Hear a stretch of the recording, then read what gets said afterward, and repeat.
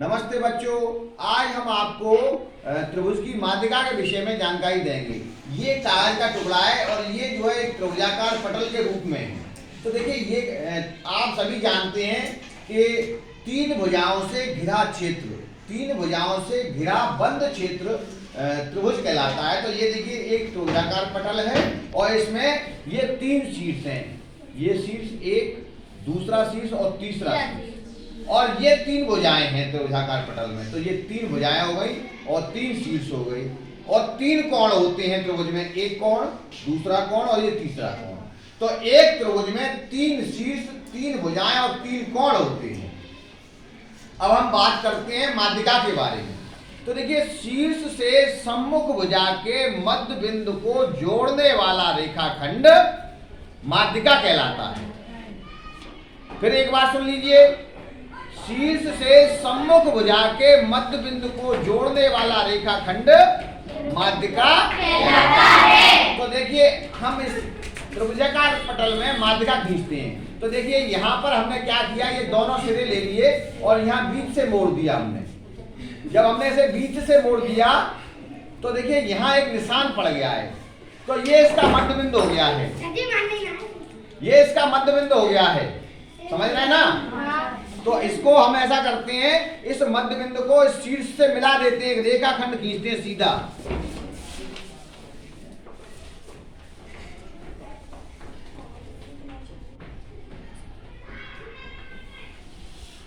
तो देखिए ये इसका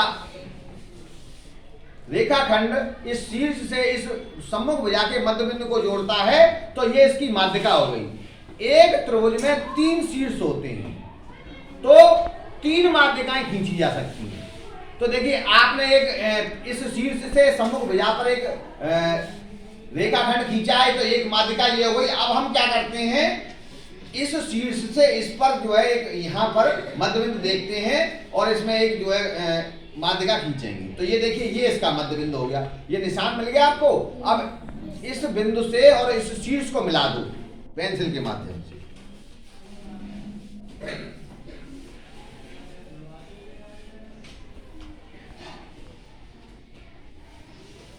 तो ये देखिए हमने इस शीर्ष से इस सम्मुख भुजा के मध्य बिंदु को मिला दिया तो एक और माध्यिका आपकी खींच गई। अब एक माध्यिका रह गई है, उसके लिए हम क्या करेंगे, इस भुजा का मध्य बिंदु निकाल लेंगे। तो हम क्या करेंगे, दोनों सिरों को पकड़ लेंगे और पकड़ने के बाद और यहाँ बीच में एक निशान पड़ जाएगा आपको।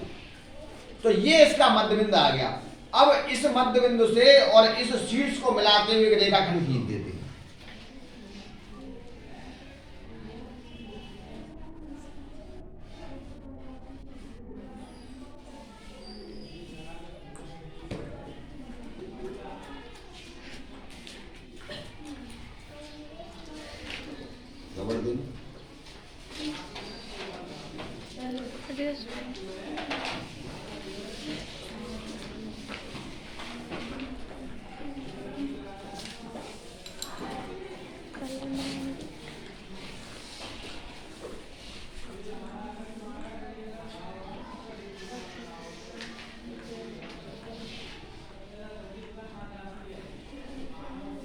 तो देखिए अब हमने ये तीसरी माध्यिका की थी और आपने क्या देखा इसमें, आपने देखा कि तीन माध्यिकाएं एक ही बिंदु पर मिल रही हैं, तीनों माध्यिकाएं न्यून कोण त्रिभुज में तीनों माध्यिकाएं एक बिंदु पर मिल रही हैं। इसका मतलब क्या हुआ कि त्रिभुज की माध्यिकाएं संगामी होती हैं। त्रिभुज की माध्यिकाएं संगामी होती हैं। संगामी से तात्पर्य है कि तीनों माध्यिकाएं एक बिंदु पर मिलती हैं, एक बिंदु से गुजरती हैं। तो हम कह सकते हैं कि न्यून कोण त्रिभुज में त्रिभुज की माध्यिकाएं संगामी होती हैं। आइए अब हम समकोण त्रिभुज में जानेंगे, क्या उसमें भी माध्यिकाएं संगामी होती हैं। आइए एक और हम त्रिभुजाकार पटल ले लेते हैं और ये समकोण त्रिभुजाकार पटल है। यहाँ पर ये जो कोण बन रहा है ये 90 अंश का है। ये कोण कैसा है, 90 अंश का। तो ये समकोण त्रिभुज है। अब यहाँ पर हम इस समकोण त्रिभुज में माध्यिकाएं खींचेंगे। तो देखते हैं प्रयोग करके क्या माध्यिकाएं इसमें भी संगामी होंगी कि नहीं होंगी। देखें, आइए देखते हैं। तो देखिए, इस भुजा का मध्यबिंदु निकालने के लिए हम क्या करेंगे, यहां से इसको कागज को मोड़ देंगे और यूं निशान लगा देंगे। तो देखिए निशान लग गया और इस मध्य बिंदु को इस शीर्ष से मिला देंगे। देखिए, करते हैं प्रयास।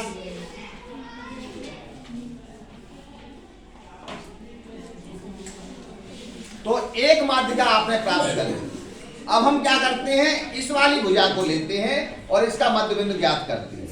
हमें इसमें कोई स्केल से किसी से नाप तोल नहीं करनी है, हमको तो सिर्फ कागज से एक्टिविटी करनी है। तो देखिए, आपका ये मध्य बिंदु प्राप्त हो गया और इस शीर्ष से इसको मिला दीजिए। पेंसिल ले लीजिए, पेंसिल से इसे मिला दीजिए।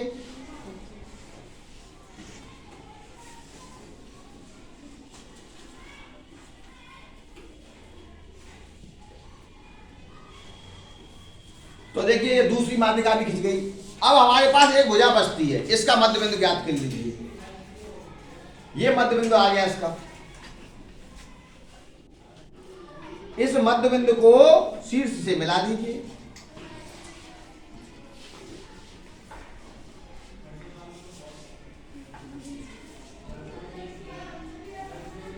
तो देखिए, तीनों माध्यिकाएं समकोण त्रिभुज में भी एक ही बिंदु से गुजर रही हैं। तो हम कह सकते हैं कि समकोण त्रिभुज में भी त्रिभुज